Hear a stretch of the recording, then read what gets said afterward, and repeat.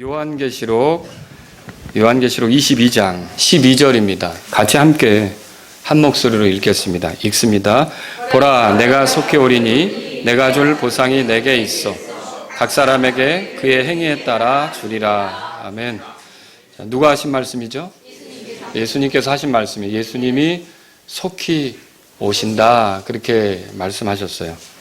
그리고 각 사람이 그의 행위에 따라 이제 보상을 받게 되는 거. 예수님이 오셔서 보상을 주신다고 말씀하셨고요. 보상을 얘기하는 거 보니까 이건 이제 성도님들에게 소망이 되도록 하신 말씀입니다. 오늘도 내가 속히 오리니 이런 제목으로 다시 한번 또 말씀을 드리도록 하겠습니다. 제가 지난 두 번의 설교로 예수님이 오셔야만 하는 필요성에 대해서 말씀을 드렸어요. 기억나십니까? 처음에는 구약의 메시아에 대해서, 그리스도에 대해서 예언된 거, 그걸 보면 이제 주님이 다시 오신다는 게 있거든요.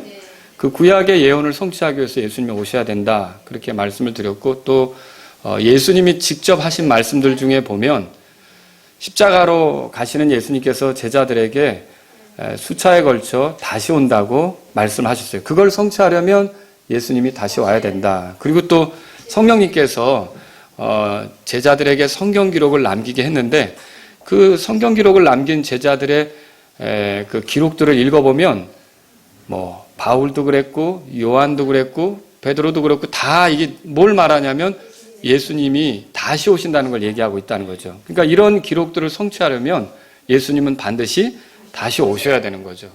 또 저는 지난번에 그 예수님의 사역 중에 창조 사역이나 구원 사역만이 아니라 또 다른 사역을 성취하기 위해서라면, 뭐 예를 들면 심판 사역이라든지 통치 사역이라든지 이런 걸 성취하려면 예수님이 다시 오셔야 된다 말씀을 드렸고요. 또 사탄을 처단하기 위해, 사탄이 교회를 괴롭히기도 하고 교회가 사탄과 싸우고도 있지만 교회가 사탄을 완전히 처리하지는 못하거든요. 늘 싸우고 있는 중이죠. 그런데 이 사탄을 완전히 처단하는 건 누가 하십니까? 예수님이 오셔서. 그래서 사탄을 처단하기 위해서 예수님이 반드시 다시 오셔야 된다. 또 이스라엘 왕국을 재건하기 위해서, 이스라엘 사람들은 메시아를 기다리고 있고 그 메시아가 와서 자신들의 왕국을 새롭게 해주실 것을 이렇게 바라보고 있는데, 그게 그들이 괜히 가진 생각이 아니라 많은 구약의 대언자들이 그런 메시지들을 주었거든요. 이걸 이제 성취하기 위해서라면 예수님은 반드시 다시 오셔야 된다. 또 오늘도 제가 그 두 번의 설교에 이어서 주께서 반드시 다시 오셔야 될 필요성에 대해서 언급을 하려고 합니다. 제가 이제 이 설교를 하는 목적은 여러분이 예수님이 오시는 거에 대한 좀 기다림, 그리고 주님이 오신다는 사실을 잊지 않고 살아갔으면 하는 그런 바람이 있기 때문에, 이게 엄청나게 귀한 건데, 그리고 이거는 주님이 오신다는 거는 초림이 그대로 성취된 것처럼 다시 오시는 것도 이거는 정해진 사실이고요. 반드시 이루어질 거란 말이에요. 그래서 그냥 우리가 이 땅을 사는데 이 세상에만 정신없이 눈길을 빼앗기고 마음을 빼앗기고 살 게 아니라 오시는 주님에 대한 생각을 가지고 내가 지금 어디 위치에 있는지, 그럼 내가 또 말씀에 의지해서 어떤 선택을 해야 되는지, 이 오시는 주님을 바라보고 살자는 뜻으로 제가 이 말씀을 여러분에게 드리려고 하는 거죠.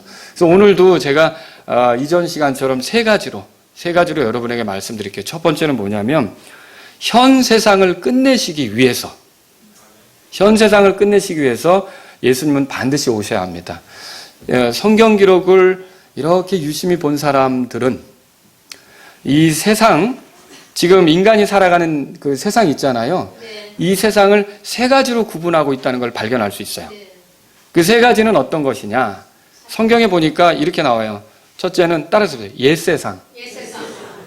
그리고 두 번째는 따라서 보세요. 현 세상. 그리고 세 번째는 따라서 보세요. 오는 세상. 이렇게 성경에 구분이 되어 있어요. 그러면 옛 세상은 뭘 말하고, 현 세상은 뭘 말하고, 오는 세상은 뭘 말하는지 여러분 구분할 수 있겠습니까?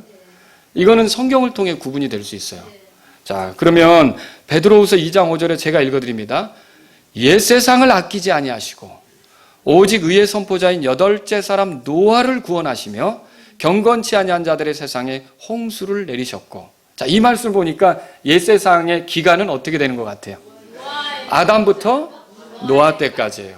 그리고 이 세상은 경건치 않은 세상이라 물로써 하나님이 쓸어버리시고 노아를 새롭게, 그러니까 우리가 다 사실은 아프리카에 살든지 아시아에 살든지 유럽에 살든지 다 누구 후손입니까?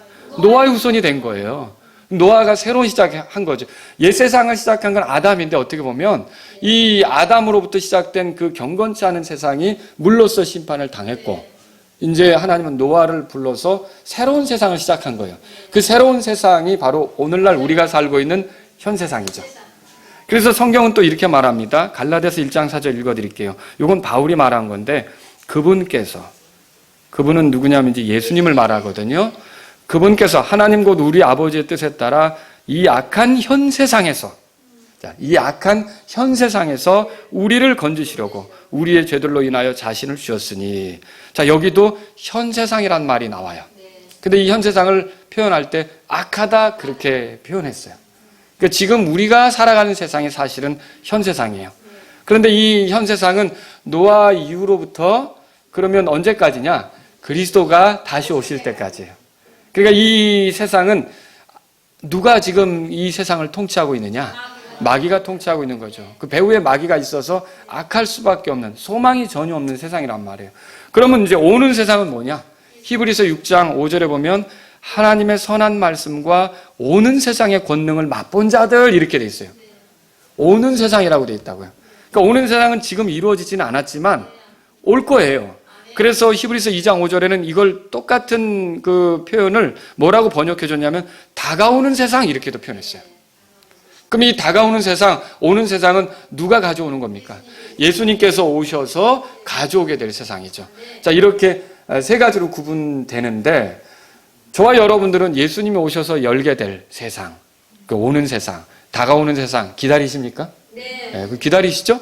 네. 이게 이루어지려면, 그리고 현 세상을 끝내려면, 현 세상을 이제 종지부 짓고 오는 세상을 열으시려면 예수님은 어떻게 되는 거예요?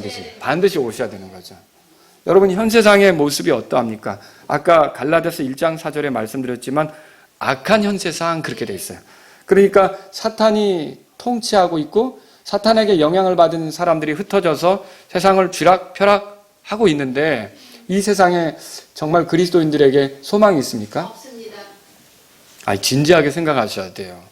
우리가 진짜 그리스도인이면서 이 땅에서 출세할 거나 생각하고 있고 이 땅에서 이름이나 날 거를 생각하고 있고 이 땅에서 더 많은 재산을 확보할 거나 생각하고 있다면 그 신앙이 의심스러운 거예요. 하나님은 우리에게 물질을 주실 수도 있고 지위를 주실 수도 있고 재능으로 사람들에게 알려질 수도 있게 하지만 우리는 하나님이 그렇게 하시는 것을 통해서 오는 세상을 준비하는 사람들 아닙니까? 오는 세상에 주와 함께 살기 위해서 준비하는 거 아닙니까? 여러분, 오는 세상을 기다리지 않는다면 그 사람이 이상한 거예요. 그리스도인이라면서. 그래서 예수님 믿고 단지 이 땅에서나 잘 먹고 잘 살기를 원한다. 그래서 이 땅에서 호강하고 살기를 원한다. 그럼 그 사람 이상한 사람이죠. 정말로 진짜 그리스도인은 이 땅에서는 하나님께서 일이 허락하시면 우리가 코로나 열심히 준비하고 이렇게 대처하고 이렇게 하지만 또 그리스도인들이라고 해서 코로나가 안 걸리는 거 아니고 여러 가지 어려움이 생길 수도 있지만 이렇게 살든지 저렇게 살든지 우리는 어떻게 사는 거예요? 오는 세상의 주인이신 예수님을 만나기 위해서 가는 거 아닙니까? 이게 우리가 이 땅에 살면서 이 땅에서의 안정과 평안을 생각한다면 그거는 그리스도인으로서 정말 문제가 있는 겁니다. 신앙이 제대로 들어있는 건지 그게 이제 의심스러운 거죠. 여러분, 세상이 시간이 흘러가면서 발전하는 것 같지만 여러분 이거 깨닫지 않습니까? 항상 부작용이 있다. 부작용이 있죠. 이 세상에 만족하십니까? 그리스도인으로서 이 세상에 만족하면 이거 이상한 거예요. 이 세상에는 만족이 없는 거죠. 죄 많은 이 세상은 내 집안이요 내 모든 보화는 저 하늘에 있네. 여러분 노래하잖아요. 근데 아닌데 나는 우리 집이 좋은데 이거 이상한 거죠. 여러분 얼마나 넓은 집, 얼마나 근사한 집에 살든지 우리는 이 땅에서는, 이 세상에서는 완전한 만족이 없는 거예요. 예를 여러 가지로 들어보죠. 현 세상은 산업화로 좋은 생필품을 얻게 했어요.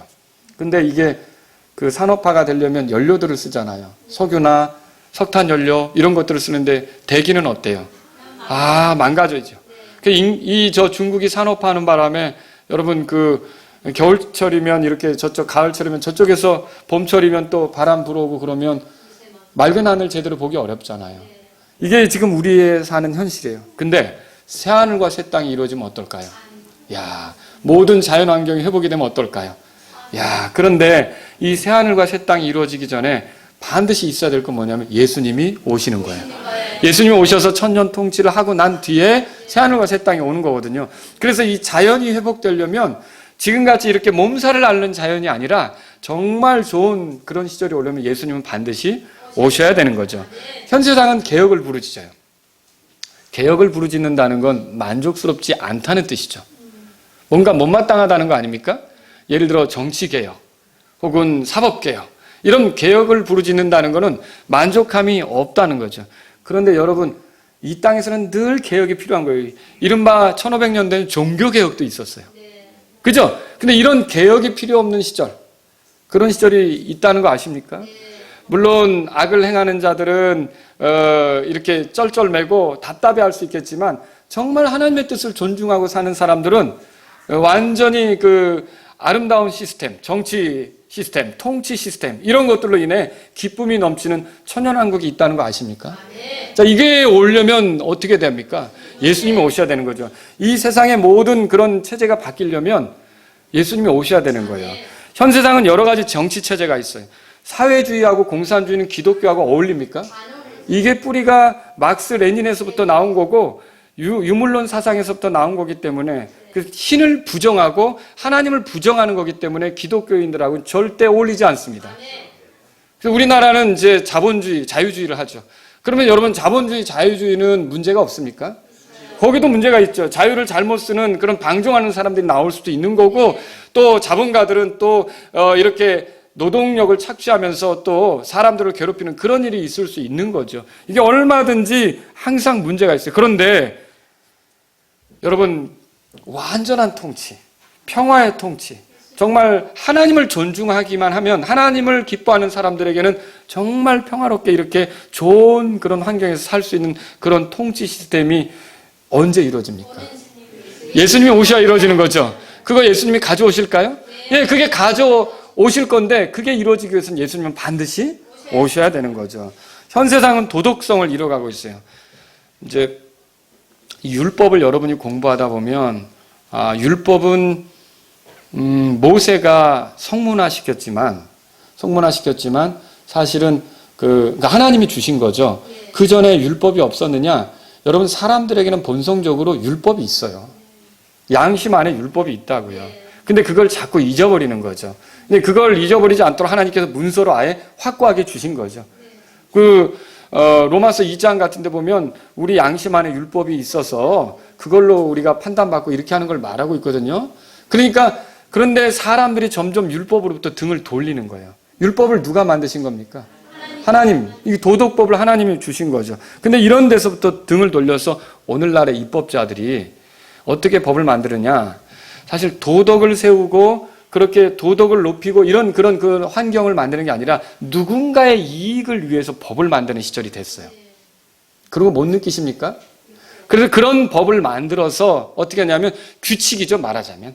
도덕하고 상관없는 거예요. 그래서 도덕적인 삶이 추구가 되는 게 아니라 뭐냐면 이제 그 법만 어기지 않으면 문제가 안 되는 그런 시절이 도래한 거죠. 그래서 사실은 어떤 사람들은 그런 걸 보면서 마음이 아파하고 힘들어하고 이런 그런 시절이 되고 있어요. 여러분, 마지막 때 사탄이 그리스도인들을 괴롭히기 위해서 쓰는 방법이 뭔지 아십니까? 이거는 알 필요가 있어요. 법 앞에는 모두가 꼼짝 못한다는 걸 알아요. 예전에는 그리스도인들을 핍박했단 말이에요.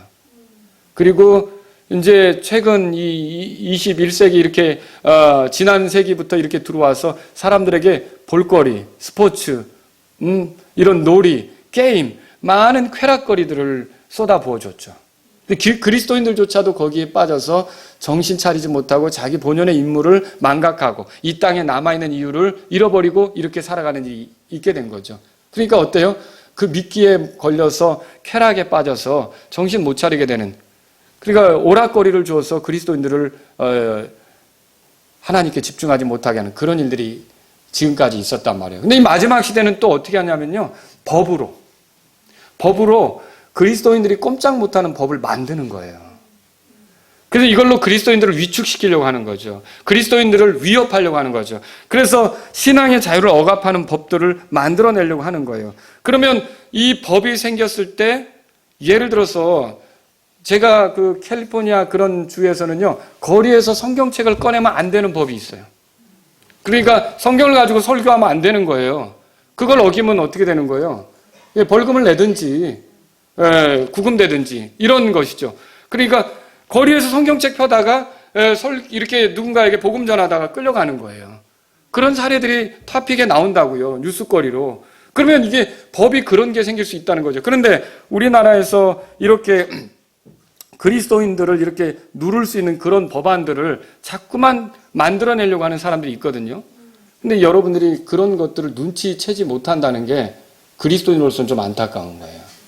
그리스도인이라면요, 모든 것들을 성경하고 빗대어 보셔서 이것이, 여러분 디모데전서 2장을 보세요. 우리가 통치자들을 위해 왜 기도해야 합니까? 평안한 가운데 하나님을 섬기기 위해서 아닙니까? 네. 그죠? 근데 우리가 이렇게 힘든 그런 상황을 일부러 우리가 방치해가지고 맞이할 필요가 뭐가 있느냐는 거죠. 그게 하나님의 뜻입니까? 아니죠. 그래서 법을 제정하는 사람들을 여러분이 세울 때는 잘해야 돼요. 특히 이번에 4월 15일에 선거가 있잖아요. 이런 4월 15일에 있는 선거는 뭘 뽑는 겁니까? 대통령 뽑는 겁니까? 아니죠. 국회의원이죠. 국회의원들이 하는 일이 뭐예요? 법 만드는 거죠. 그러면 여러분은 이런 선거를 가볍게 생각할 게 아니라 정말로 어떤 사람이 그래도 하나님을 섬기면 더 좋고, 하나님을 섬기지 않는다면 그 마음에 성문화된 율법은 없지만 마음의 양심 안에 그래도 율법이 있어서, 남아있어서 이게 국민들이 건전한 도덕으로 살아가도록 그렇게 해야겠다라고 하는 생각이 있는 일꾼들을 뽑아야죠. 그렇지 않습니까? 그렇지 않고 엉뚱한 법을 만들면 여러분 기독교인들이 위협받고 위축당하는 그런 시절을 보낼 수도 있다는 거예요. 근데 여러분 지금 이런 걸로 이제 우리가 고민을 하는데 이런 거 고민할 필요 없는 시절이 있어요. 그때는 언제입니까? 예수님이 다스릴 때죠. 누가 그때 동성연애를 합법화하자고 목소리를 내겠어요? 예? 그랬다간 큰일 나죠. 철퇴 맞죠. 그 궁예 아세요? 궁예? 누가 졸았는가? 뭐 그런 것도 있지만 어쨌든 예수님이 철장으로 다스린다고 그랬는데 예수님에게 도전할 수가 없는 시절이 온다는 거죠. 여러분이 그렇게 그 때가 오려면 아주 온전한 도덕을 세우며 하나님의 율법을 높이며 하나님의 법을 높이며 거룩함을 추구하는 그런 시절이 오려면 예수님 반드시 오셔야 되는 거죠. 여러분 또 의술이 발전하고 있어요. 현재 병원이 늘어나고 있고 의대가 늘어나고 있고 의학연구소가 생겨도 새로운 질병에 늘 직면하죠. 코로나19로 전국이 난리가 났어요. 아침에도 말씀드렸지만 어떤 교회들은 예배를 갖지 못하고 있어요. 근데 예수님이 다시 오시기 전에 이런 말씀이 이제 예수님이 하신 말씀인데 그 예수님이 제자들하고 같이 있으면서 예수님이 오시기 전에 이런 일이 있을 거라고 하셨어요. 민족이 민족을, 왕국이 왕국을 대적하며 일어나고 곳곳에 기근과 역병과 지진이 있으리니, 역병이 있을 거래요. 역병. 자, 근데 이게 어느 시절을 두고 한 말이냐면 7년 대환란 때 환란 시절에 있게 될 일을 얘기한 거예요. 근데 환란 시절에 이런 것들이 일어나는데 저는 가만히 지금 사람들이 막 혼비백산하고 우한에서 벌어지는 일들, 그리고 대구가 우리나라에서 굉장히 큰 도시예요. 근데 대구 거리가 아주 썰렁해지고 조용해지고 물건들을 막 또 사관을 하고 또 이렇게 애를 쓰고 막 이런 것들 혼란스러운 걸 보면서 환란 시절에 이 역병이 퍼지면 어떤 일이 벌어질까? 지금 일어나는 거는요, 영화로 말하면 예고편 같은 거예요. 정말 얼마나 혼란스러움이 세상에 도래할까, 이런 생각을 해본다는 거죠. 그런데 보세요. 이런 질병이 없는 세상, 모두가 건강하게 살 수 있는 세상, 그런 세상을 위해서라면 누가 오셔야 합니까? 예수님 오셔야 되죠. 다리 저는 자도 뛴다고 그랬고요. 보지 못하는 자도 본다고 그랬고요. 벙어리도 입이 열려서 노래한다고 그랬고요. 여러분 이런 시절이 오려면 예수님이 오셔야 됩니다. 그러니까 현 세상이 끝나고 오는 세상이 도래하려면 예수님은 반드시 오셔야 되는 거죠. 현 세상의 통치자 사탄이 거짓의 아비이듯이 이 현 세상은 조작, 거짓 이런 것이 판을 치고 있어요. 그 며칠 전 두루킹이라고 알려진 사람이 3년 실형이 확정되었어요. 2월 13일 날 이제 법원에서 나온 판결이죠. 제 몫은 지난 대통령 선거에서 포탈, 인터넷 무슨 기사가 올라오면 막 댓글을 달아가지고 이거 언론을 조작하는 거죠. 댓글 조작을 해서 당시 후보였던 지금의 대통령에 유리하도록 여론을 조작했다는 것이에요. 그게 죄목이 돼서 지금 이제 형을 받게 된 거죠. 그런데 이거는 아무것도 아닙니다. 이게 이제 앞으로 점차적으로 이 조작과 거짓이 증대되기 시작하는데요. 이게 언제 꽃을 피우는지 아세요? 적그리스도 때. 거짓 대언자. 아시죠? 이런 걸로 점차적으로 이게 거짓과 조작과 선동이, 그 여론조사 믿지 못할 게 너무 많습니다.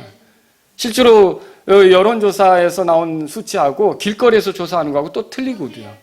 그래서 이런 그 거짓과 조작 이런 것들이 판을 치는데 이런 게 안 통하는 시절이 있어요. 거짓이 안 통하는 시절이 있다고요. 조작할 수 없는 시절이 있어요. 그건 어느 시절입니까? 예수님이 통치하는 시절이죠. 이 세상을 위해서라면 이게 예수님은 반드시 오셔야 되는 거예요.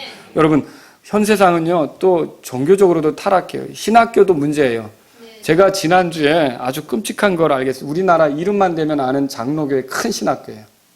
그 신학교 신학대학원이 있는데 그 신학대학원에서 목사가 되기 위해서 준비하는 전도사들이 있을 거 아닙니까? 근데 전도사가 게이예요. 그래가지고 자기 고등학생들, 자기 이제 부서들 맡아서 이렇게 키우면 남학생들한테 밤 한 12시나 밤 늦은 시간이면 항상 연락을 해서 아주 유치한 표현들. 그 남학생들한테. 그래서 결국 그 남학생이 더 이상은 연락하지 마십시오라고 해야 될 정도가 되는 이런 것들. 그리고 그걸 어떻게 학교에서 게이 목사를 길러낼 수 있느냐라고 하면서 그걸 막으려고 저지하는 교수가 오히려 코너에 몰리는, 지금 현재 이런 시절을 살고 있어요. 여러분, 게이 전도사, 게이 목사가 나와서 여러분 성도들을 혼란스럽게 하는 걸 정말 우리가 볼 수 있습니까? 한국이 이렇게 타락해 가고 있다는 거예요. 우리나라가 이렇게 타락하고 가고 있어요. 그걸 건드리지 못하고 있어요. 오히려 이 여론의 힘에 의해서 그걸 저지하려고 하는 교수가 코너에 몰리고 있어요. 이게 우리나라의 시절이란 말이에요. 정말 여러분, 아까도 얘기했지만 차별금지법 어때요? 차별금지법 통과되면 어떻게 되죠? 동성애 죄라고 말하면 안 되는 거죠, 이제는. 근데 성경이 동성애를 죄라고 말하는데요. 그러면 우리가 성경을 말하지 못한다는 거 아닙니까? 그러면 이걸 성경을 말하지 못하는 시절이 오는데 여러분 괜찮습니까? 근데 이 법을 통과시키려고 하는 그런 입법자들이 있어요. 국회의원들이 있다고요. 근데 그리스도이면서 그런 사람들에게 표를 주는 건요, 하나님하고 한판 뜨겠다는 거예요. 하나님하고 한번 해보겠다는 거죠. 여러분과 제가 국가의 그 후손들과 자녀들을 생각한다면요, 내가 선택하는 것이 하나님께 영광이 될지 하나님께 도전이 될지 잘 따지고 하셔야 돼요. 그런 법을 만들어 놓으면 어떻습니까? 요즘 신천지가 아주 시끄럽죠. 신천지 이단이죠. 네, 저는 어젯밤에 또 그 신천지에서 나온 그 2인자 여자 있어요. 같이 동거도 했고 이렇게 사시던 분이 양심 고백을 해서 신천지가 얼마나 문제가 됐는지, 그 신천지 이만희를 하나님이라고 떠들고 다니고 이만희를 이렇게 이긴 자라고 하고 성경은 몰라도 이긴 자를 알면 된다고 하고 이렇게까지 했던 그 여자가 직접 육성으로 그 진술하는 걸 제가 들었어요. 근데 이제 만약에 이 차별금지법이 되면 제가 신천지는 이단이다 그러면은 신천지 사람이 왜 우리를 혐오합니까? 왜 우리를 차별합니까? 라고 고소할 수 있는 거예요. 그러면 이단을 이단이라고 말할 수 있습니까? 어렵게 되는 거예요. 그런데 그런 법을 만들려고 하는 사람들한테 왜 그리스도인들이 표를 주냐고요. 여러분, 그 무서운 일입니다. 그래서 내가 이 결정을 할 수 있는 자유가 있고 선택을 할 수 있는 것이 있다면 하나님하고 기도하면서 정말 우리나라의 그 평온한, 디모데전서 2장 보세요. 디모데전서 2장. 이거 성경 보고 넘어가야겠네요. 디모데전서 2장 보세요. 1절에 그러므로 내가 권면하노니 무엇보다 먼저 모든 사람을 위하여 간구와 기도와 중보와 감사를 드리되 왕들과, 다 같이 읽겠습니다. 왕들과 권위를 가진 모든 사람을 위하여 하라. 이것은 우리가 전적으로 하나님을 따르며 정직한 가운데 조용하고 평화로운 삶을 살고자 함이라. 여러분, 이 말씀 믿으십니까? 우리가 정직하고 또 평화로운 가운데, 그 다음에 하나님을 따르면서 살기를 원한다면, 만약에 이런 법을 만들려고 하는 사람이 있다면 여러분은 반대로 낙선시켜야 되는 거예요. 그런데 그런 사람들을 지지하면서 내가 그리스도인이다? 정말 이건 무서운 거예요. 하나님하고 싸우겠다는 거죠. 그러니까 그냥 국회의원이라면 인물 좋으니까 나 저 사람 찍어야지. 왜 그리스도인이 그런 식으로 해요? 저 사람 나랑 지역이 같아. 내가 살던 고향에서 나왔어. 그럼 찍어야지. 왜 그리스도인이 그래요? 아니, 저 사람 내 선배야, 선배. 내가 찍어줘야겠어. 왜 그리스도인이 그래요?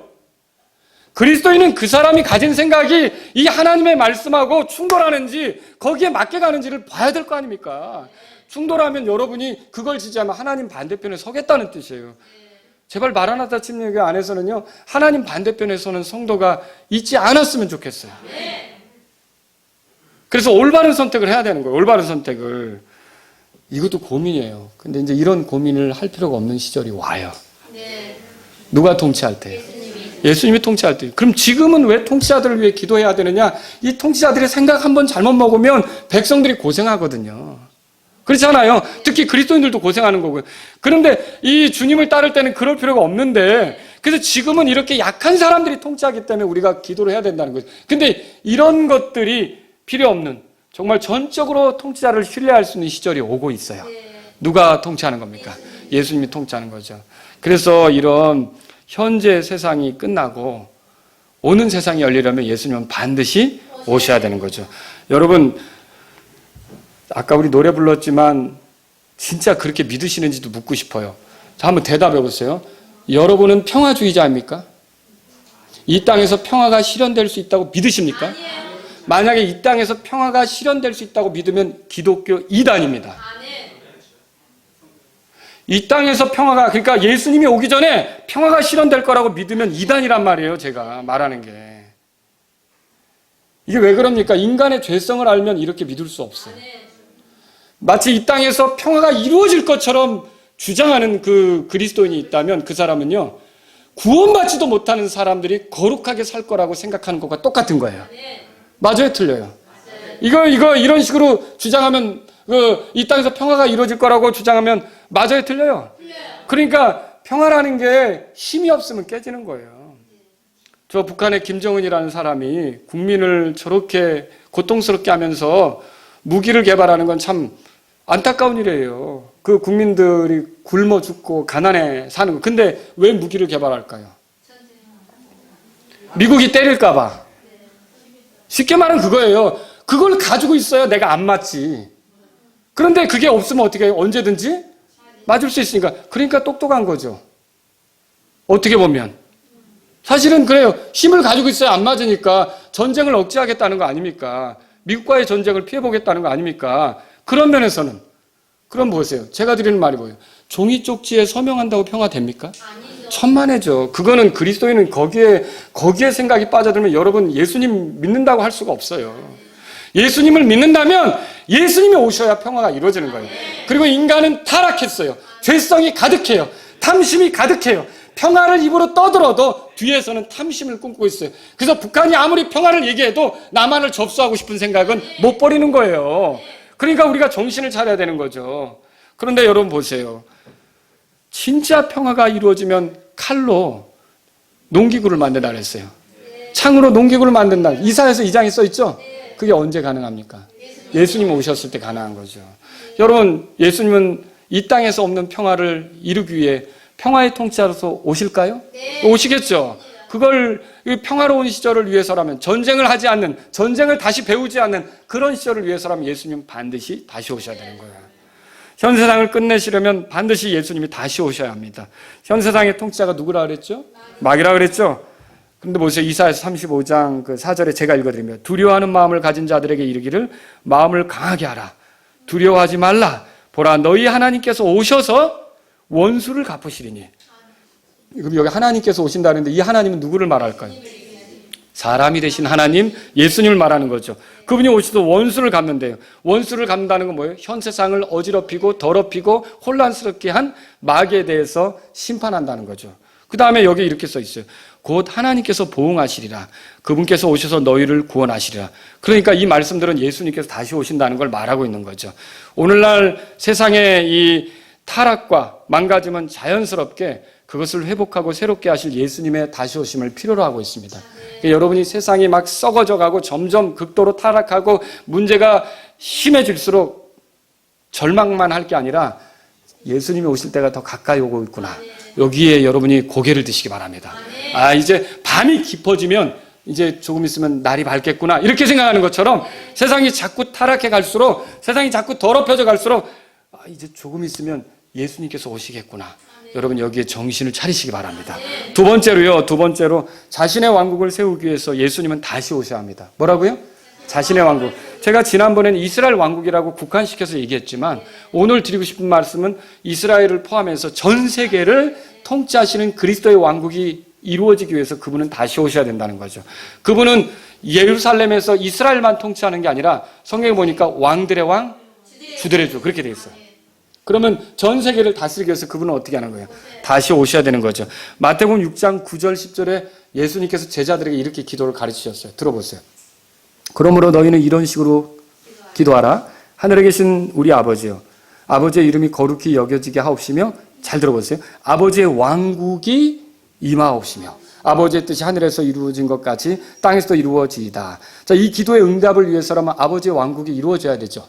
자, 이 아버지의 왕국이 세워지려면 반드시 예수님이 다시 오셔야 된단 말이에요. 이 기도는 하나님의 관심, 앞으로 주께서 하실 일이 뭔지를 보여주고 있어요. 주께서는 이 땅에 인간들이 세운 왕국이 아니라 하늘의 하나님께서 세우시는 왕국을 가져오길 원하시는 거예요. 그리고 그 왕국은 누가 통치하겠습니까? 예수님께 통치하시겠죠. 이 왕국이 세워지려면 여러분 예수님은 다시 오셔야 되는 거예요. 예수님의 비유 속에 문화의 비유 아세요? 그 열 문화를 가지고 있었던 어떤 귀인이 자기 종들을 불러 한 문화씩 나눠주잖아요. 내가 올 때까지 그거 가지고 이제 장사하고 이렇게 이득을 남기라고 그러잖아요. 근데 그때 그 성경을 읽어보면 누가복음 19장에 써 있는 건데 이 귀인이 왕권을 받으러 멀리 떠난다고 그렇게 돼 있어요. 그게 이제 사실 예수님 모습인데 예수님이 이 땅에 오셔서 구원사역을 이루시고 승천하신 거, 하늘에 계신 게 결국은 왕으로 돌아오시기 위해서 그렇게 하신 거라는 거죠. 여러분 그래서 예수님은 왕으로서 오셔서 온 세상을 다스릴 거예요. 이것이 이루어질 거라는 거죠. 계시록 11장 15절에 일곱째 천사가 나팔을 불 때 하늘에서 큰 음성들이 있어 이 세상의 왕국들이 우리 주와 그분의 그리스도의 왕국들이 되었고 그분께서 영원 무궁토록 통치하시려다 그렇게 했어요. 그러니까 이 세상 왕국들이 우리 주와 그리스도의 왕국들이 되었고 이렇게 돼 있어요. 그러면 세상 왕국들이 무너지고 그리스도께서 통치하는 왕국이 세워진다는 거 아닙니까? 이 왕국을 위해서라면 예수님은 어떻게 해요? 오셔야 된다라고 하는 거죠.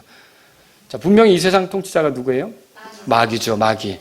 그래서 주님은 언제까지나 마귀가 통치하도록 허락하시지 않고요. 이걸 끝내실 때가 있어요. 자, 그래서 누가 통치하게 합니까?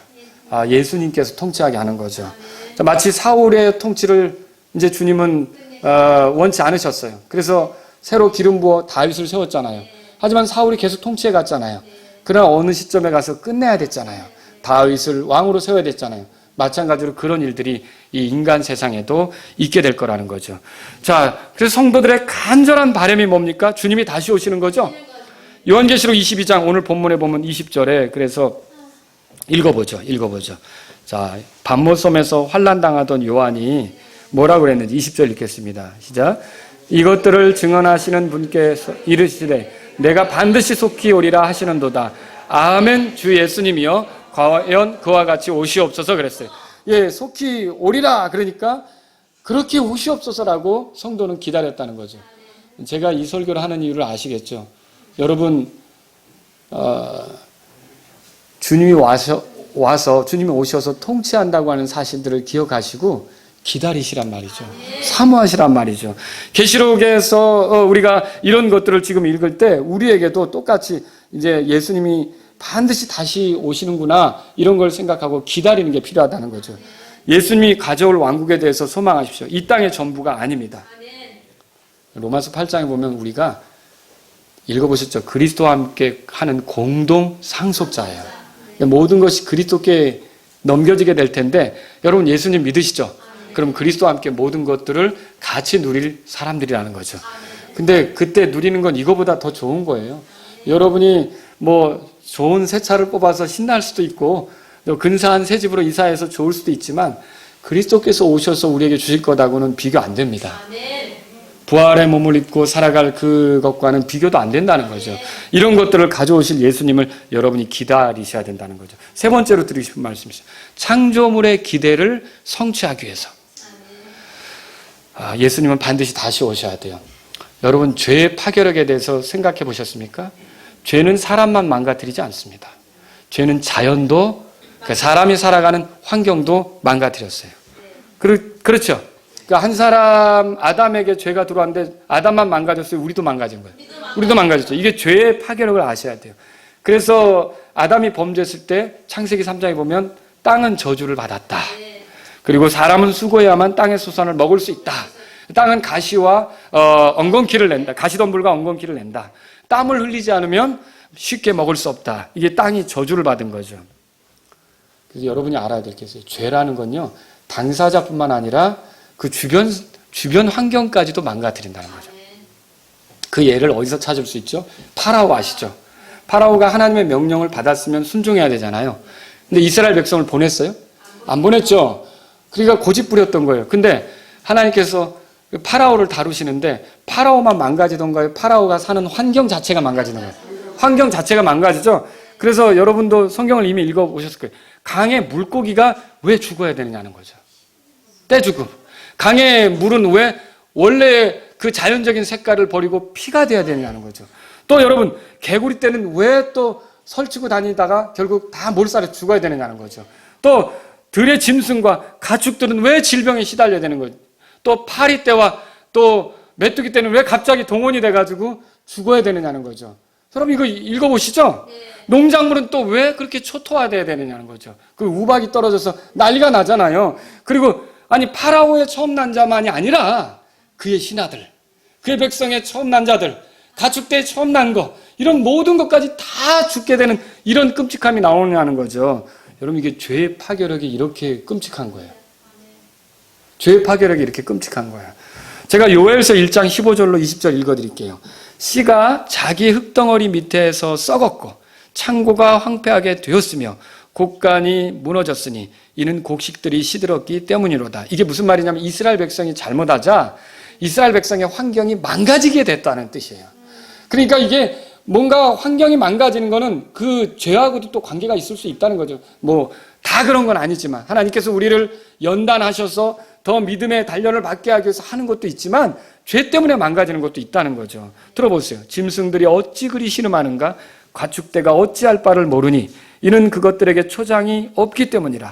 참으로 양떼가 황폐하게 되었도다. 오 주여, 불이 광야의 초장들을 삼키고 불꽃이 들의 모든 나무들을 태웠으므로 내가 주께 부르짖으리니 물 많은 강들이 마르고 불이 광야의 초장들을 삼켰으므로 들의 짐승들도 주께 부르짖나이다. 그러니까 자연 환경들이 고통스러워하는 거예요. 짐승들도 고통스러워하는 거예요. 이스라엘의 죄 때문에. 이게 문제라는 거죠. 땅이 도대체 무슨 죄를 지었습니까? 짐승들이 도대체 무슨 죄를 지었습니까? 그런데 사람들 때문에 이스라엘 백성이 죄를 짓기 때문에 그렇게 고통을 당한다는 거예요. 예레미야 12장 4절 들어보세요. 읽어드릴게요.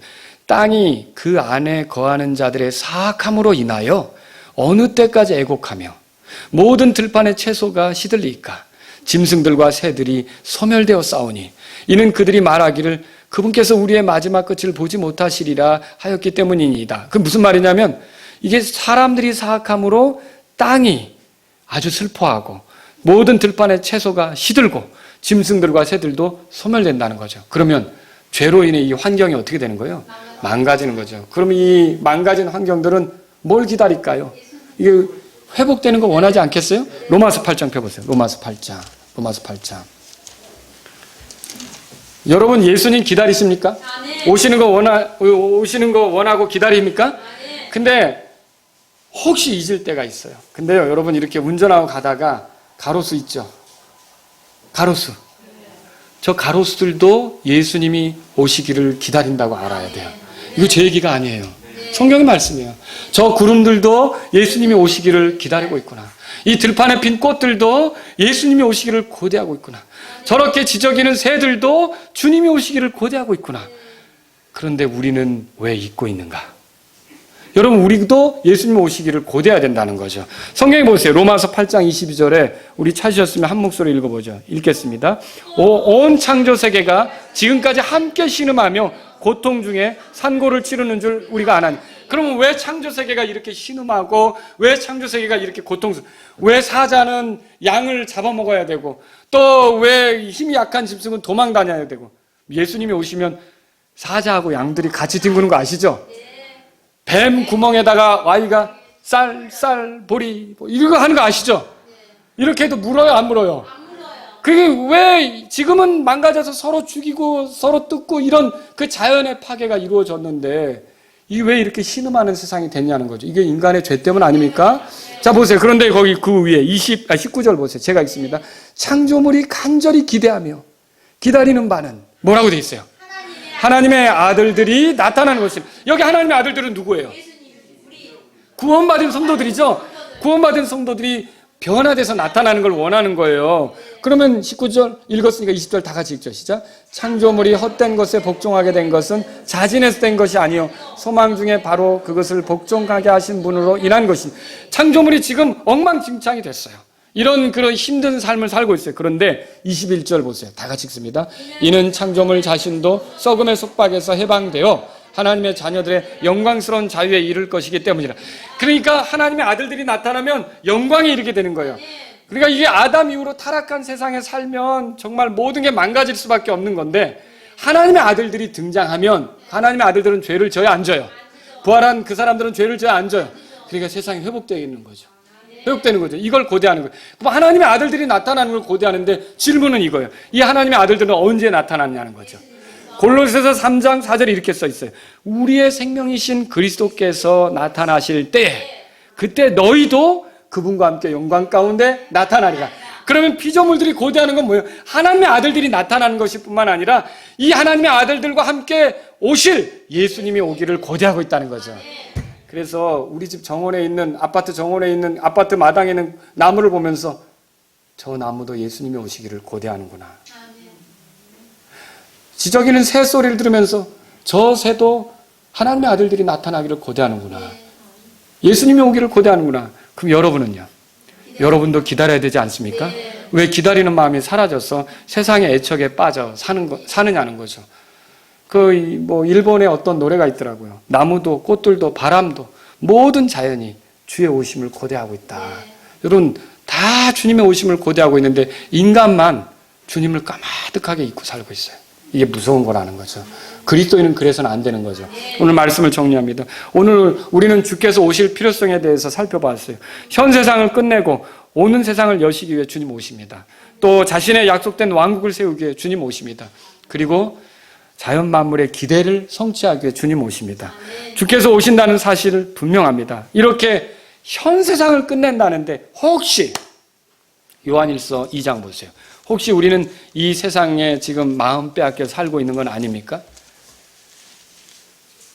세상을 이용하는 자는 남용하는 자가 되면 안 되는 거예요. 여러분 아시죠? 남용해서는 안 되는 거예요. 우리가 적절하게 이용할 줄 알아야 되죠. 근데 온전히 세상에 매료되어서 주님이 오신다는 것도 잊고 산다? 이건 정말 안 되는 거죠. 요한일서 2장 15절 다 같이 15절부터 17절까지 하나님 말씀 읽어보겠습니다. 세상이나 세상에 있는 것들을 사랑하지 말라. 어떤 사람이 세상을 사랑하면 아버지의 사랑이 그 속에 있지 아니하니 세상에 있는 모든 것, 즉 육신의 정욕과 안목의 정욕과 인생의 자랑은 아버지에게서 나지 아니하고 세상에서 나느니라. 세상도 그것의 정욕도 사라지되 오직 하나님의 뜻을 행하는 자는 영원토록 거하느니라. 여러분 이 세상은 소망이 없어요. 근데 왜 그리스도인이 이 세상에 그렇게 매료되어서 이 세상의 마음을 빼앗겨서 오는 세상을 놓치고 사느냐는 거죠. 여러분 우리가 오는 세상에 살기를 원해서 거기서 영광스럽게 살기를 원해서 이 세상에서 얻은 삶의 기회를 그걸 준비하는 기회로 삼으실 수 있기를 바랍니다. 이게 우리가 배워야 될 거예요. 고린도전서 15장 보세요. 고린도전서 15장.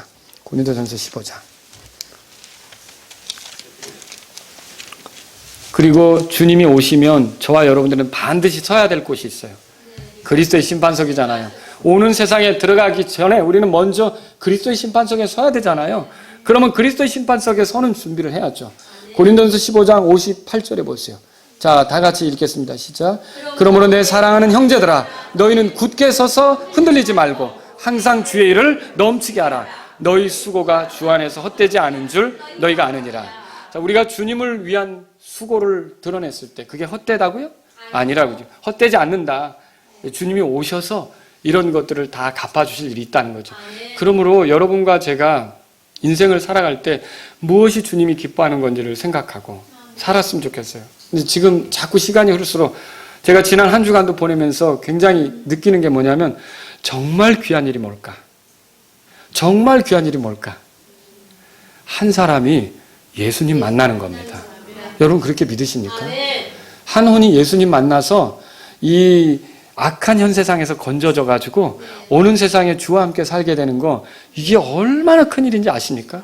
우리가 돈을 벌든 무슨 지위에 있든 어떤 재능을 갖든 어떤 기회를 갖든 어떤 인맥이 형성되든 그 모든 것을 통해서 우리가 한 혼이라도 오는 세상에서 그리스도와 함께 살도록 돕는 역할을 하는 거, 여러분 이게 엄청난 일이라는 걸 아셔야 돼요. 죄인 하나가 회개하면 하늘에서 하나님 아버지 앞에서 천사들에게 기쁨이 있다 그랬잖아요. 왜 천사들에게 기쁨이 있겠어요? 그게 하나님 아버지가 기뻐하는 일이니까. 저와 여러분들이 어떻게 살아야 될지를 오늘 생각해 보라는 거죠. 또 죄는 나뿐만 아니라 주변을 파괴합니다. 히브리서 12장 보세요. 히브리서 12장. 오늘 말씀을 들으셨죠, 여러분들이. 어차피 이 세상은 죄가 득세할 수밖에 없는데 그럼에도 불구하고 그리스도인 된 우리는 죄와 싸우는 사람들이 돼야 돼요. 여러분 4절 보세요. 다 같이 읽겠습니다. 시작. 너희가 죄와 싸우되 아직 피 흘리기까지 대항하지는 아니하였노라. 우리가 어떻게 죄와 싸우겠습니까? 우리 자신이 그리스도와 함께 십자가 못 박혀 죽었다는 믿음으로 하나님이 명하신 것들을 기쁘게 즐겁게 순종하면서 주님에 대한 사랑으로 나아갈 때 죄가 우리에게 영향을 미칠 수 있겠습니까? 없습니다. 여러분 둘 중에 하나예요. 내가 여기에 집중하면 이거는 멀어지게 돼 있는 거예요. 여러분이 하나님께 집중하고 하나님을 사랑하고 하나님께 순종할수록 죄는 영향력이 희미해지게 되는 거죠. 그래서 저와 여러분들이 죄와 싸우기를 원하실 때 더 하나님을 사랑하고 하나님 말씀대로 가려고 하고 하나님께 집중하는 그런 삶이 필요하다는 거죠.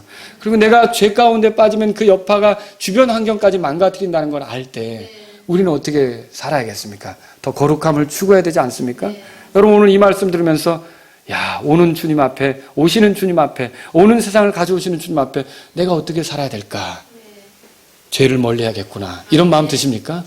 다 같이 일어서시겠습니다.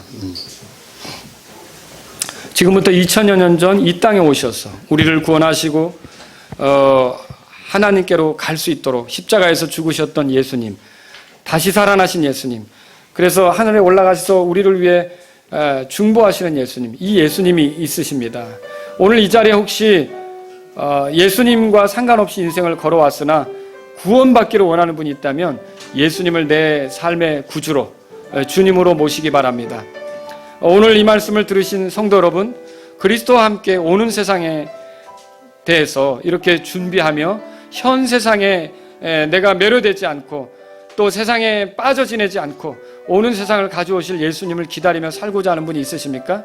하나님, 저는 이 세상에 대한 애착으로부터 등 돌리고 오시는 주님을 기다리고 원합니다. 이런 분이 있다면 이 시간 주님 앞에 나아가십시오. 예수님께서 오셔서 왕국을 세우실 텐데 그 왕국에서 그리스도와 함께 다스리기 위해 주님의 뜻을 구하고 순종하실 분이 계십니까?